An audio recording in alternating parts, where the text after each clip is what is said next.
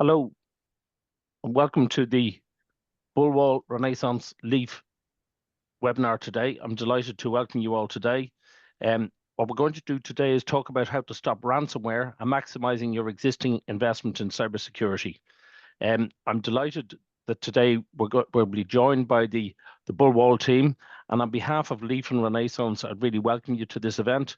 It's a very interesting event, and I think the reaction that we always get from the point of view of running a session about BullWall and looking at ransomware and the challenges associated with ransomware are always massively positive.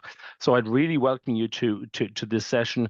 And on behalf of Leaf, who are one of our key partners in Ireland and cover the island of Ireland and north and south and cover all of the various geos, if you like, or regions within Ireland.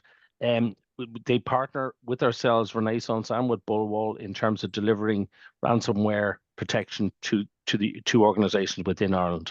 So without further ado, there's a little bit of housekeeping to go through. And the housekeeping is really talking about all attendees are muted for the session, so you'll be unmuted for the Q&A. But it's really important from our perspective and from your perspective that you maximize the benefit of being involved in the session. So please pass any questions that you might have to me directly or into chat.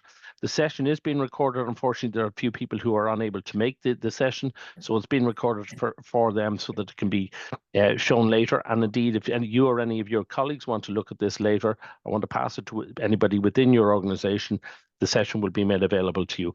So let me pass on to the BullWall team and let them kick off with the formal session. Thank you. Excellent. Thank you. Thank you, Michael.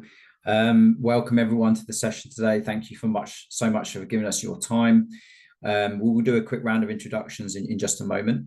But the first thing I want to mention on the very first slide you see here, as Michael's made it very clear, we're here at BullWall, we're all about focusing on protecting organizations against ransomware. We're not focused on other forms of malware. We are laser focused on ransomware because the damaging nature of the malware, it is the most damaging, disruptive, and costly form of malware there is in the world at the moment.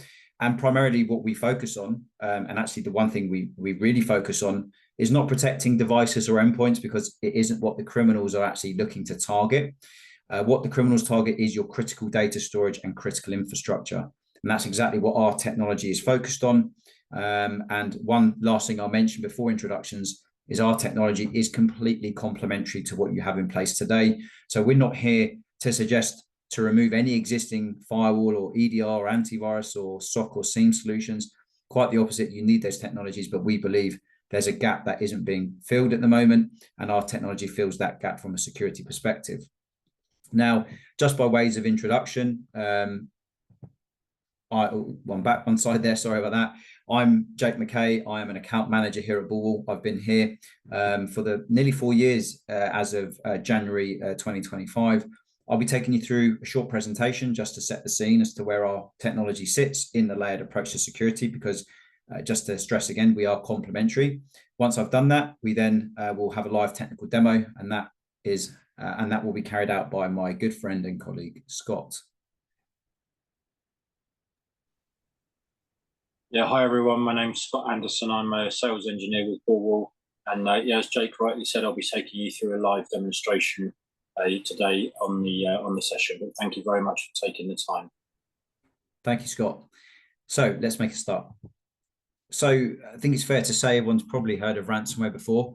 You know, it's something we see every single day in the news. You know, I don't think a day goes by where we don't hear about an organization being hit by ransomware. And you know, we're still seeing lots of organizations get hit by ransomware, and it's really important to understand it's not because they don't have multiple layers of security in place, and you know, a huge amount of resource and investment would have been made into these technologies and that layered approach. All the organizations we speak to and all the examples you see in the slide here, they'll have firewalls, EDR, they'll have privileged access management, cybersecurity awareness training, and a whole host of other security technologies and frameworks to protect themselves against that threat of ransomware. And these preventative solutions are amazing at what they do. They're great tools. They do have the ability to prevent a lot of threats, including ransomware.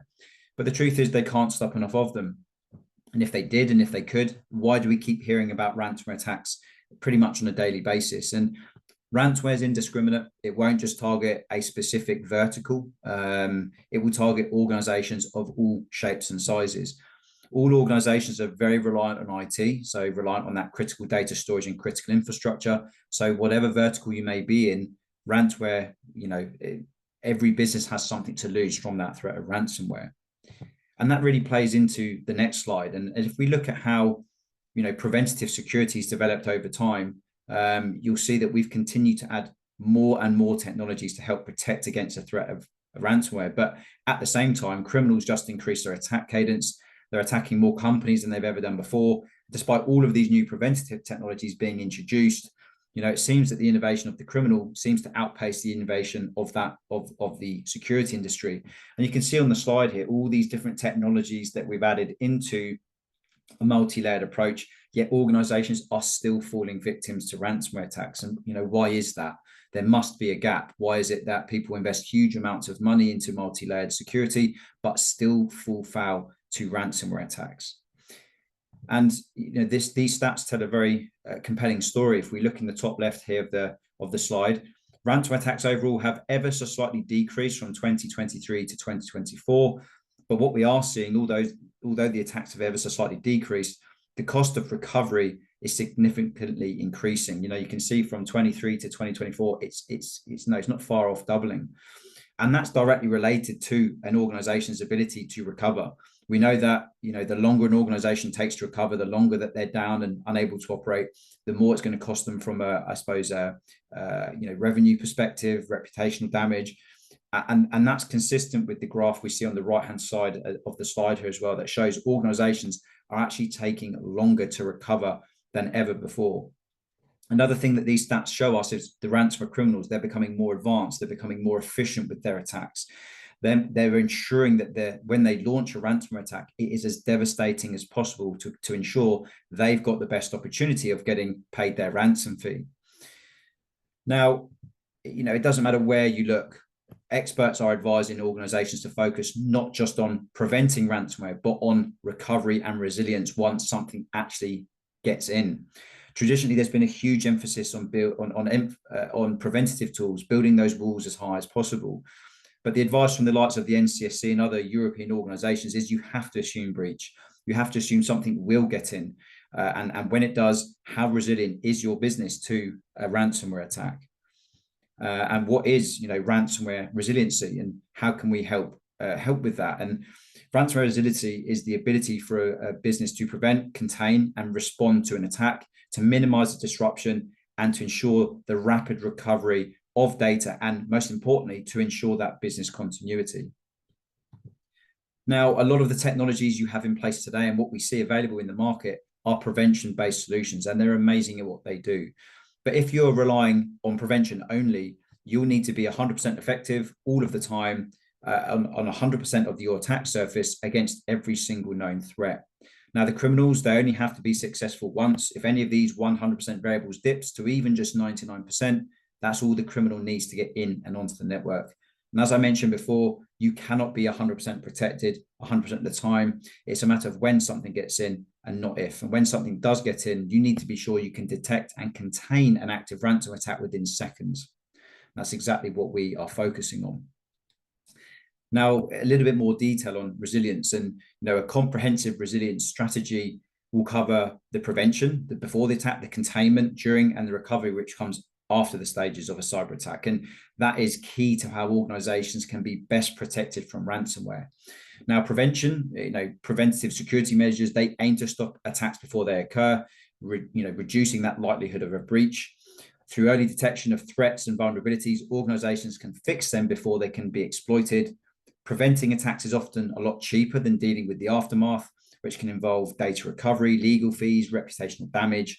And in addition, preventative measures can reduce the risk of disruptions to operations, which can be costly and damaging to productivity. Now, containment, the containment solution, it's your insurance policy, basically, when that worst happens. It's the best part of what could be your worst day. Modern ransomware has the ability to encrypt to up to 50,000 files a minute. And it's vital you have something in place that can react automatically and shut down that threat in seconds, reducing the footprint of the attack and minimizing that blast radius. Containment just does that. It does exactly that. It allows your organization to continue operating as you recover the small amount of data that becomes encrypted. Generally, that could be anywhere from 10 to 50. And obviously, lastly, recovery. When attacked, recovery is as important as stopping the attack. There's little point stopping the attack if you can't recover from the damage done. Business continuity is the most important steps in a resilience plan, and a cybersecurity strategy that disproportionately focuses on prevention is unsustainable and is going to be ineffective. Now, traditionally, organizations, they've relied on a two-step strategy of a preventative security product and a backup solution to stop and then recover from attacks. But we're seeing that preventative technologies, they cannot guarantee to stop all attacks. Modern day attacks require that assume breach mentality. And we're recommending to organizations to change this two-step strategy to a three-step in order to minimize the disruption. Steps 1 and 3, they stay the same. The addition is a middle step with containment between your preventative security and your backup. And that's exactly where we come in. With our technology, BullWall Ransomware Containment, the name kind of pretty much says what it does on the tin. And you might be wondering, what is BullWall Ransomware Containment, which myself and Scott will call RC for short? Well, in a nutshell, RC is a fully automated 24/7 agentless containment solution. One thing I want to make clear is that RC is not trying to stop ransomware from getting onto the network, because you'll have firewalls, you'll have EDRs, you'll have other preventative technologies fulfilling that brief. Instead, RC is there to contain active ransomware attacks once malicious encryption has actually begun on critical data storage and critical infrastructure. So at the point where everything else, other security has been evaded, it's been bypassed, and that payload's been delivered. As I mentioned earlier, it is a complementary solution, and it is focused on protecting what the criminals target, which is critical data storage and critical infrastructure. And what we're looking at here at the moment on the slide is something called we call the simplified attack surface. That first layer of protection for any organization is always going to be perimeter protection. We all know the types of technologies that reside at the perimeter. Now, if anything was to bypass this perimeter layer, you've got your device layer in the middle here, your laptops, your desktops, your mobiles. This is where technologies like EDRs, XDRs will reside. But the problem is for a lot of organizations is that there's so many moving parts between these two layers that you and your teams have got to keep on top of. And that's what criminals will try to exploit. It might be a missing patch on a device. It might be a user clicking a link in a phishing email, vulnerabilities being exploited through applications. It could be clever social engineering, or those dreaded zero-day attacks, which are the hardest forms of ransomware to stop. As EDR and XDR solutions, they do an amazing job, but they will need constant signature and software updates to be sure they can actually protect against the latest forms of malware. And those updates then need to be deployed to all of your devices. And if any of those devices, for whatever reason, haven't got that latest update, that can leave you vulnerable and create yet another entry point for the criminals. And we call this the critical time gap, the time from when a new and unknown ransomware emerges until prevention-based solutions can actually detect and contain it. And this gap can be anything from a few hours, days, weeks. And this is publicly known knowledge to ransomware criminals, and they will look to exploit this vulnerability. The last thing I'll mention at the middle layer here on the right is your mobiles, your IoT devices. These have a connection to the internet. We've seen ransomware attacks actually get started from devices like these. An example I give is of a casino that experienced a cyber attack. The criminals actually managed to get onto the network through an IoT connected thermometer and a fish tank. Pretty eye-opening an example, but again, really highlights the difficulty that organizations face to try and keep criminals out and off the network. Now, beyond this middle layer at the bottom here, you've got data storage, you've got critical infrastructure. That's the beating heart of any business, and that's exactly what the ransomware criminals target. No business is going to pay a ransom fee for a laptop, a desktop, or any form of device, because you can rebuild it, you can re-image it quickly, cost effectively, and it's not going to have much of an impact on your day-to-day operations. But when the criminals manage to perform encryption at data storage and critical infrastructure layer, it becomes a very different story. Again, we showed some example of this earlier in the session.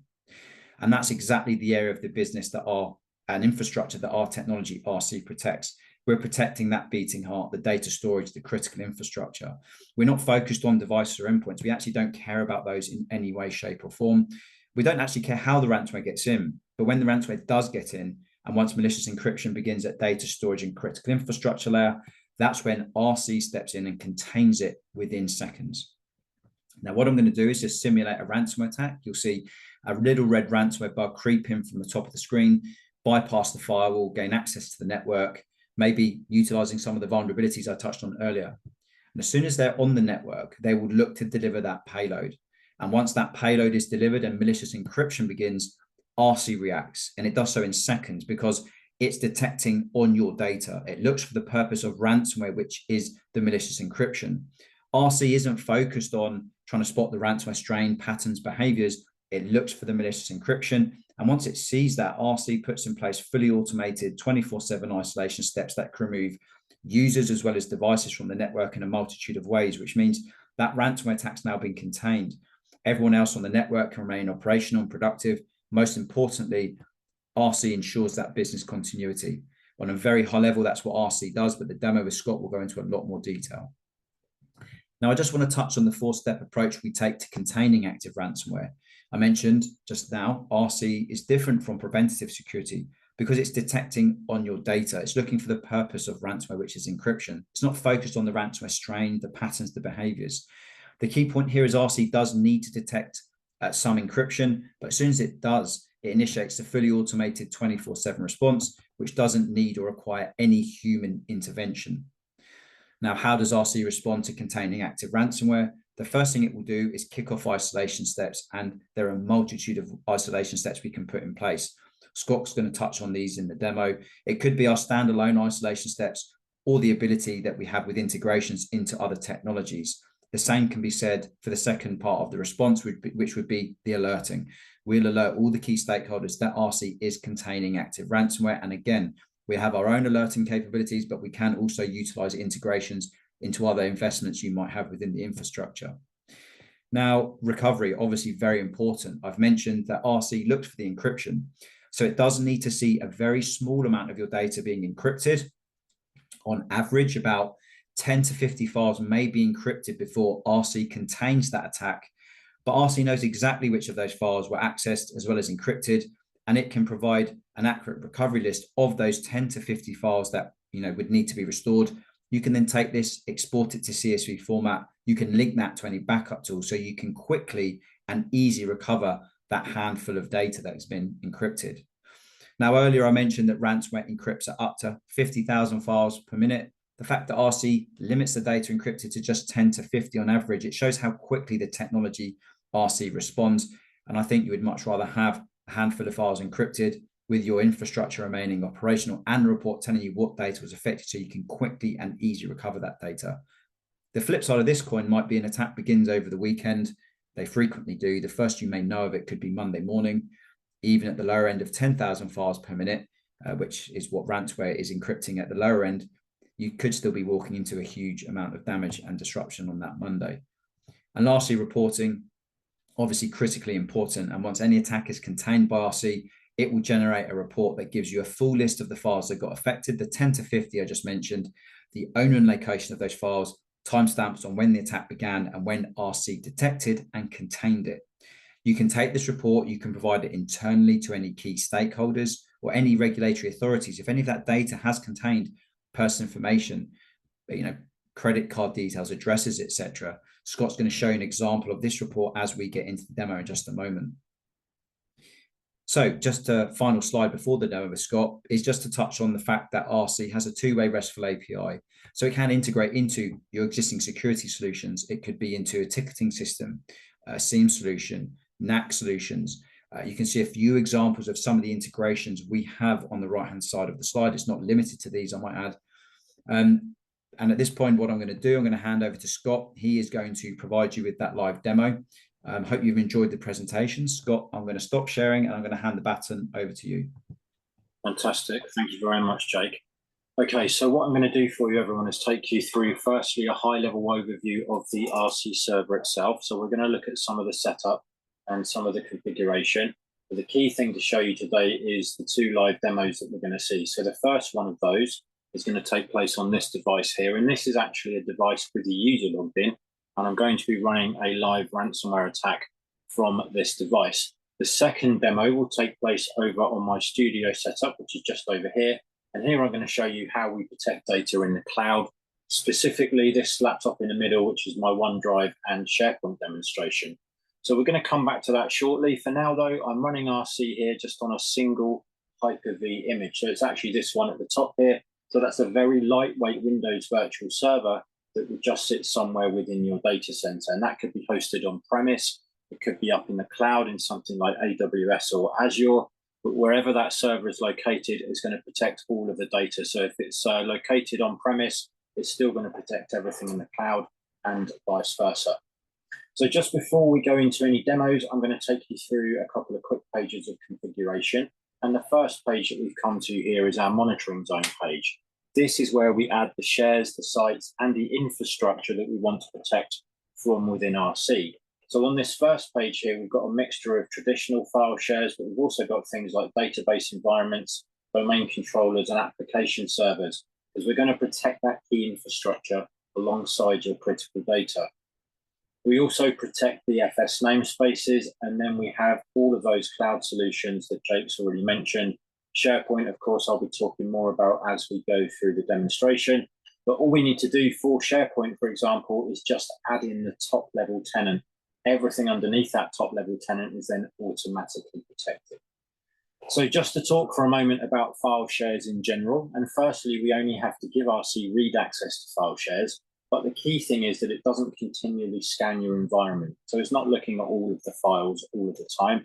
Instead, it's monitoring and listening for any changes taking place. So in the case of a traditional file share, it's actually going to be listening out for the SMB message that's being generated as users are making changes to files and as they're creating new content. The way we detect in the cloud is slightly different, but again, I'm going to cover that when we come to do the cloud demonstration. In either case, though, because RC is just looking for those changes taking place, firstly, it's going to pick up any problems very quickly, but then we don't add any additional network overhead at all because we're purely making use of that traffic that's there on the network already. We're not adding anything. We're not going to slow anything down at all. And then we move on to our checklist page. There's two parts to this, and I'm going to start over here first with the known bad section. So this is basically a library of everything that we know that's out there currently in the world of ransomware. And in addition to what's already in here now, you can see there's a lot in here already. But in addition to this, we have a team who are continually looking for new strains of ransomware. And as they're found, they're automatically pushed out to your RC server via updates. Those updates come roughly every hour. They're all included in your subscription. And because we're an agentless technology, so there's nothing to install on any endpoints, on laptops, desktops, or servers at all, it means that those updates will just be coming to the RC server itself. But the key thing about the way RC works means it doesn't need to have that information in order to do what it does, because it doesn't care about ransomware strains or ransomware signatures. That's not what it's looking for. It's looking for the illegitimate encryption that's taking place on your data. So it's looking for the purpose of a ransomware attack. It's not looking for the actual root cause, which is the ransomware strain itself. So in actual fact, this section doesn't need to be here, but the reason we have this section here and the reason we keep this up to date is purely as a reference point for RC. So when it needs to, it can come in here and it can quickly identify that strain of ransomware, but of course it's already stopped the attack because it's seen that encryption taking place. This also means it's ready for any kind of attack, and it could be something that we know already. It could be something like Lockbit here because that's still doing the rounds at the moment, but equally it could be something entirely new that we've never seen before.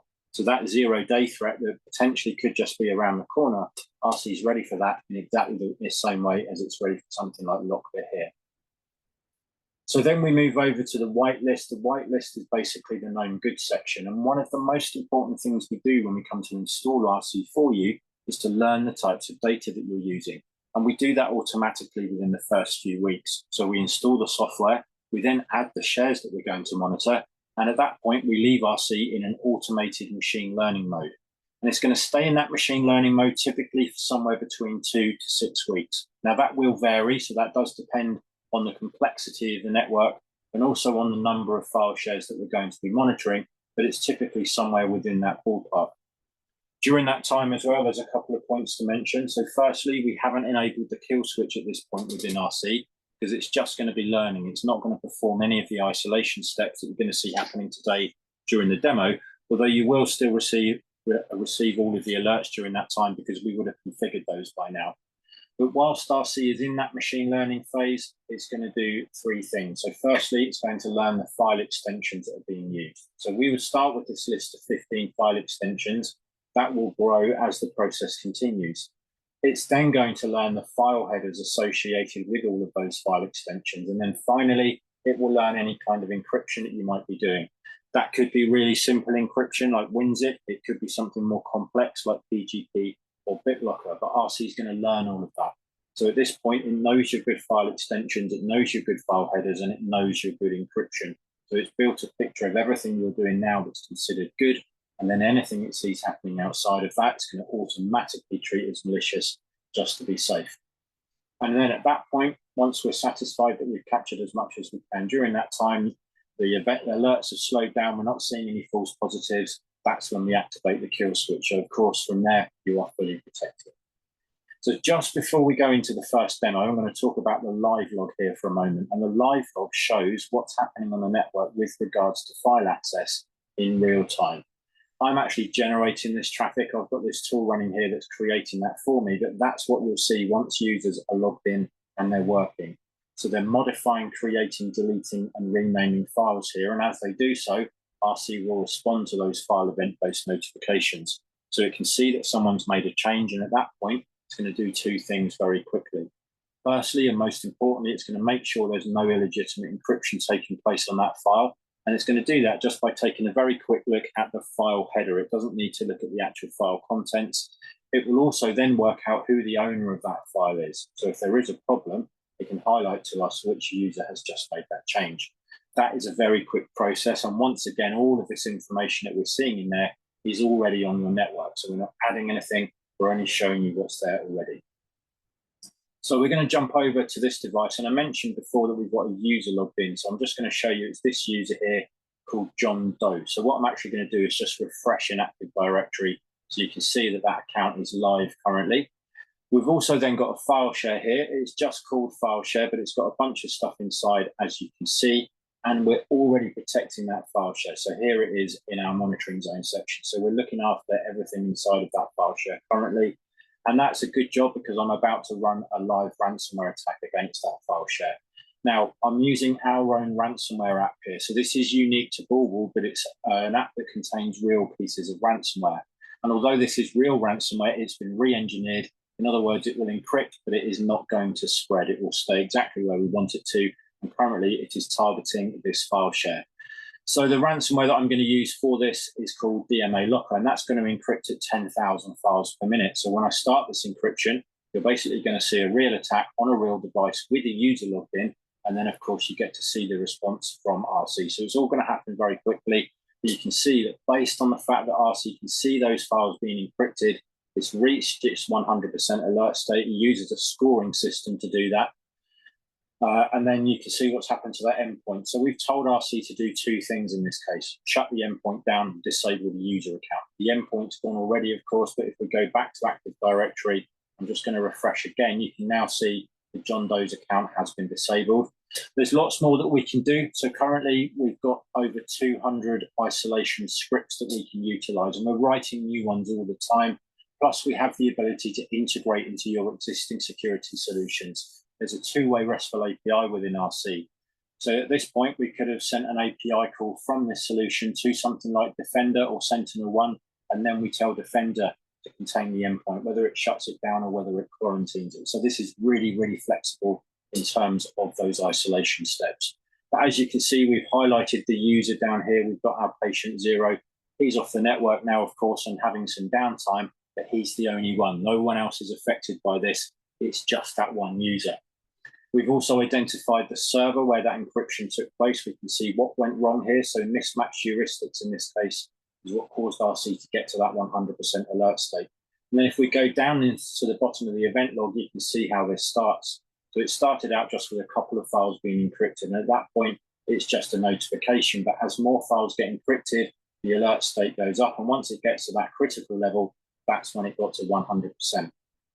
So there will be a small number of files that have been encrypted here, as Jake's already mentioned. It's typically somewhere between 10 and 100, so it's a very small number.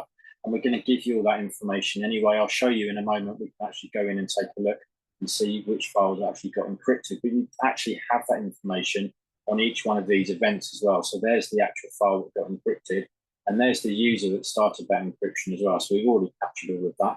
And these are stored in logs as well. So you can go back at any point and do any kind of forensics you might need to do. So in terms of alerts, once we start to see these medium level events here in the event log, we can actually send these out in a number of different ways. So via email, first of all, medium, high and critical alerts can go to individual email addresses. They can go to distribution groups. We have integration into WhatsApp, into text messaging. We can integrate into any SOC or SIEM solutions. We can automatically generate help desk ticket as well, just like we've done here. The point being, you don't need to be sat looking at the dashboard wherever you are, whatever time of day or night it is, you're going to get those notifications. But even if it is in the middle of the night or at the weekend, because chances are that's when it's going to be, you still don't need to take any actions because all of the isolation steps have been taken already. There's nothing you need to do. So what we can do is go and take a look at that attack that we just saw happening. So this is it here. If I end this alert now, and if we filter this list by our user, because we know who patient 0 is, so I can filter this by John Doe, now we can actually see the files that got encrypted as a result of that attack taking place. And it's 40. So you can actually see those files on the screen as well. We know exactly where they were. We know what they contain. Recovery of those is very simple. You just need to export this information out to a CSV list. And then you've got that in a nice sensible format that allows you to recover those files from your backups. If any of these files contain personal information, though, and this needs to be reported as a breach, all you need to do, first of all, is just go through the list, take out any that you know don't contain personal information. I'll just pick a few at random here, and then you can generate this report. So this is the one that Jake mentioned. It's a fully customizable report, so we can change the layout. We can put your own logos on here, but the important thing is it's going to give you 95% of the information that you need.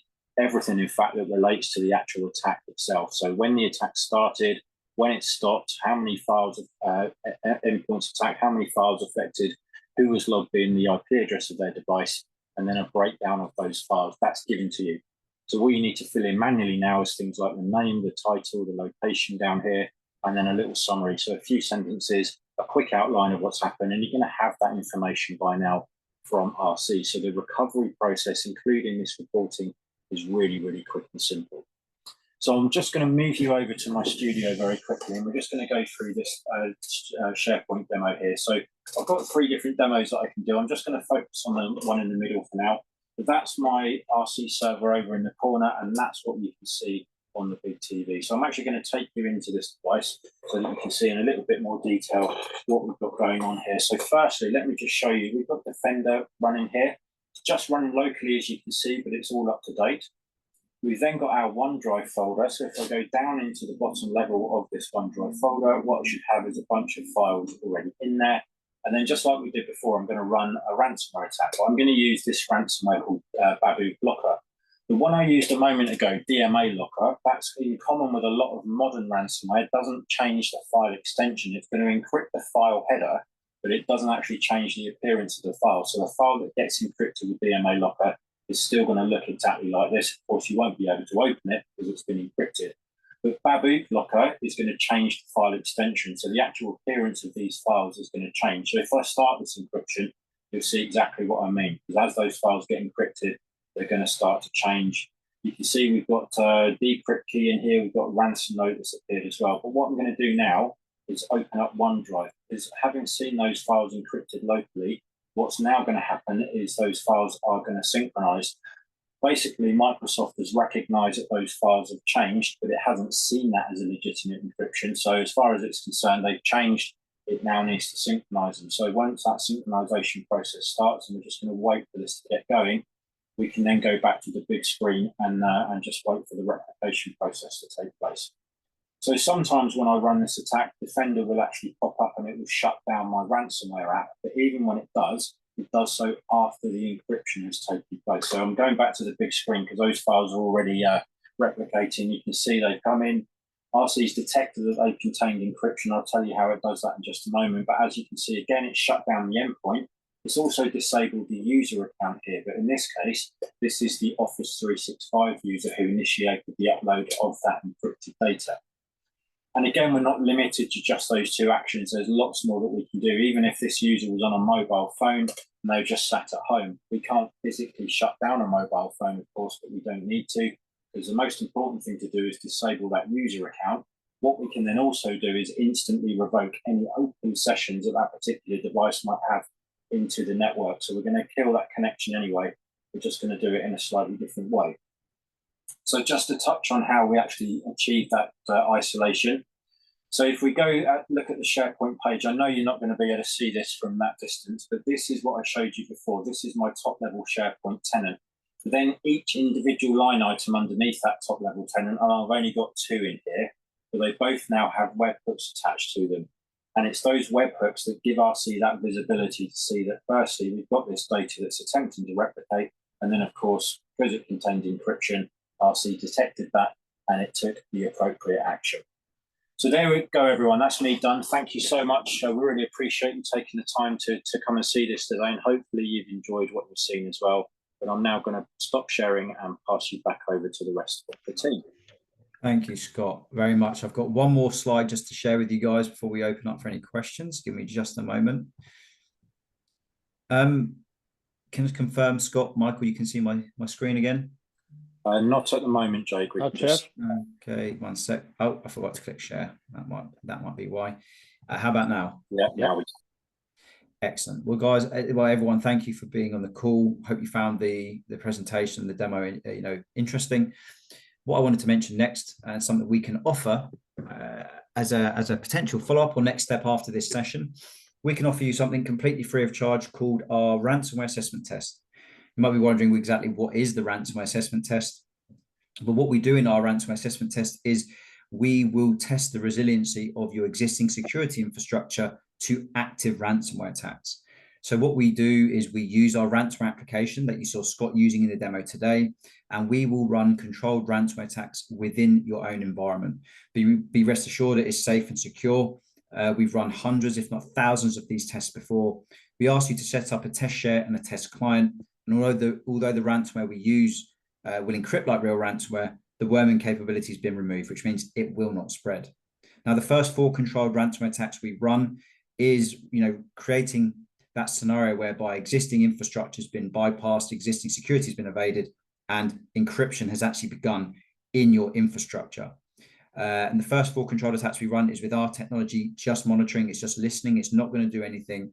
And what these first 4 attacks will do is give you a very good understanding as to how resilient your existing security infrastructure is to a ransomware attack.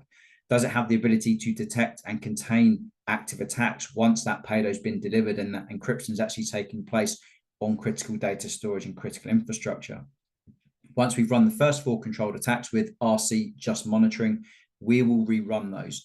But this time, RC will have relevant isolation steps in place for the assessment test, and you'll see exactly what we spoke about in the demo today. The fact that RC can and does contain active ransomware attacks within seconds. So as I've mentioned, all in all, this assessment test, it doesn't take days or weeks.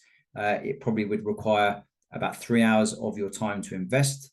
And if this is something you'd like to participate in, please feel free to reach out to the relevant account manager at Leaf or contacts at Renaissance as well. But that's everything that I wanted to cover off in the session today, other than just thanking you all for joining. And I hope you have a good rest of your day. Yeah, sorry, we have some questions and questions here. So perhaps if we can raise those questions and maybe get Scott and yourself back on there, Jake. Yeah, no worries. And really appreciate that. Very interesting session. There's a lot there. We're seeing, as Renaissance, we're seeing a lot of ransomware attacks out there. We're seeing ransomware as a key challenge and issue out there with among all our clients. And I think Leaf is very similar. Sorry, I get my camera aligned there. And welcome, Scott and Jake, if you wish to come on camera. But just in terms of some of the questions, and I suppose one of the things that's very interesting in your session there and what you presented was that it's really a not if but when type issue. It's prevention is just not going to be 100%, and we've seen that, and I think you guys have seen that out there. But there's a question that sort of comes, if you like, from that. And this really is the suggestion. It's saying here, do you suggest we remove our preventative solutions and just use containment instead? No, absolutely not. No, you must have preventative security in place. You have to build those walls as high as you possibly can to try and prevent ransomware from getting in. You have to have those perimeter protections. You have to have EDR. You have to have preventative. But at the same point, you have to assume breach. You have to assume something will get over that wall, because we're seeing enough evidence every day that something will get in. And whilst it's the large organizations that make the headline news for being hit by ransomware because of who they are and their brand, over 50% of attacks get aimed at small and medium-sized businesses. So you need to have containment, because when something does get in, if you cannot contain it and you can't detect and contain an active ransomware, then you will fall foul to the costly downtime and recovery costs that come with that of an attack. So I don't know, Scott, if there's anything else that you would add to that. That's perfect, Jake. It's a belt and braces. Absolutely. Yeah. No, that makes sense. And we've certainly seen that.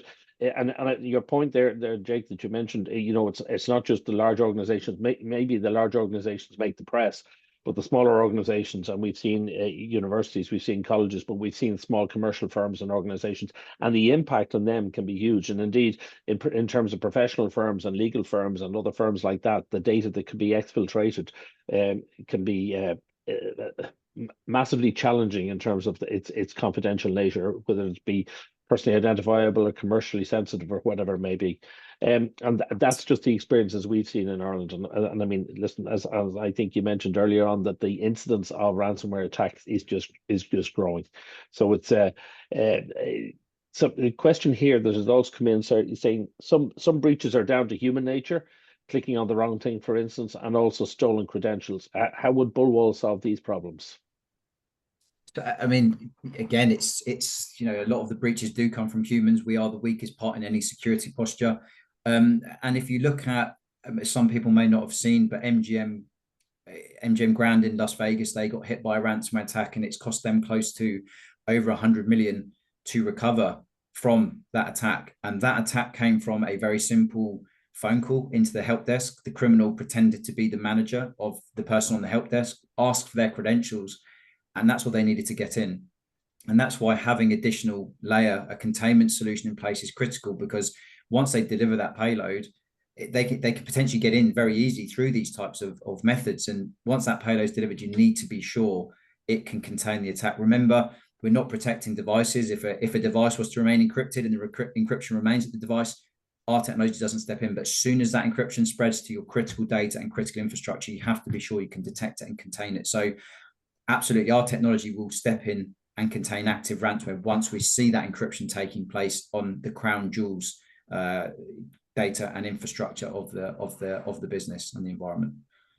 Yeah, and it is interesting there where you're mentioning that it's the data that you're protecting, and you also mentioned the fact that it's you don't have to use agents to deploy, and that's certainly something Correct. that we've seen before. Is and back to the 100% protection and prevention. We like people put endpoint protection on the endpoints, but it's most organizations are I would say, in our experience, don't have 100% of their endpoints protected, because it's hard to identify what those 100% are. Rogue devices that just get connected in without somebody knowing, etc., etc. But a question here that's come in how does BullWall inform you of your files being encrypted? And I think you mentioned that, but perhaps just go through some of that. Maybe Scott, that's perhaps something for yourself. Yeah, thanks, Michael. Yeah, so you would have seen during the demo, you've got the dashboard there, which is letting you know live events that are taking place, but you're also alerted in a number of different ways. So we can alert via email, we can alert via SOC and SIEM solutions, we can alert via text message, via WhatsApp message. There's lots of different ways that we're going to tell you that there's encryption taking place. And you saw the containment as well. If there is encryption taking place and it reaches the thresholds that RC's been set to, which is all very, very customizable as well, you saw how quickly it reacted and actually took steps to isolate both the endpoint and the user. And then again, we can do that in lots of different ways. We're not limited to just the 2 steps that we showed you during the demo. Excellent. So I guess what you're saying is that they can interrupt your sleep, but at least you will have known that you were protected, so you were able to go to sleep in the first place, which Exactly. is certainly a challenge for some organizations. They're Yes. saying, can I sleep without that, with the worry? A question about cyber insurance, and we're seeing that quite a lot. People talk about cyber insurance. How would having BullWall employed affect my cyber insurance premium? So, Michael, what we can't do is guarantee it will reduce cyber insurance premiums, but we have seen in the past, because of the nature of what our technology is protecting, it limits that blast radius of ransomware, which can reduce, obviously, the recovery costs become not zero, but they come near enough non-existing in comparison to if an attack's successful. So we've seen examples where organizations have saved on their cyber insurance policies by implementing our technology. We've been on calls with some of our customers who brought their cyber insurance organization to the call, and we've provided demonstrations to them, and it's helped them reduce their overall cyber insurance premium. So we can't guarantee it will reduce the cost, but we've seen it in plenty of occasions, and even on some occasions, the reduction in the premium has actually been enough of a saving to pay and cover for the cost of BullWall. So can't guarantee it, but it has in the past helped reduce cyber insurance premium. So we can't give 100% guarantee, but yes, it can help. There's no guarantees. It's not on the brochure, but it does actually it reduces their cyber risk, I assume. So therefore, it should be taken into account anyway. A question here in terms of roadmap. What's next? So something we weren't able to show today is we've launched a new module that sits within the RC technology. It is an additional module. It's not a standalone solution. It's called Server Intrusion Protection. And that technology is primarily focused on stopping the lateral movement of criminals in the network, but also the ability to monitor your scheduled task manager, because what criminals will do is they may hijack remote access tools like RDP to get in and onto the network. And once they've done that, and if they have admin credentials, they can then start moving laterally across the network and preparing the later stages of attack. They could even at that point potentially shut down infrastructure or any security technologies that are in the environment, and then they'll launch that attack to make it as devastating as possible. So server intrusion protection is a new module we've launched. That is something, if anyone on the webinar wants more information on, we can set up a follow-up call, but that will help with the lateral movement, stop the lateral movement of criminals in the network and highlight you on an early indication of compromise. And it can also monitor the scheduled task manager, because what a lot of criminals will do is they'll use the scheduled task manager and they will manipulate tasks that you've put in place. Maybe it's a patch update firmware.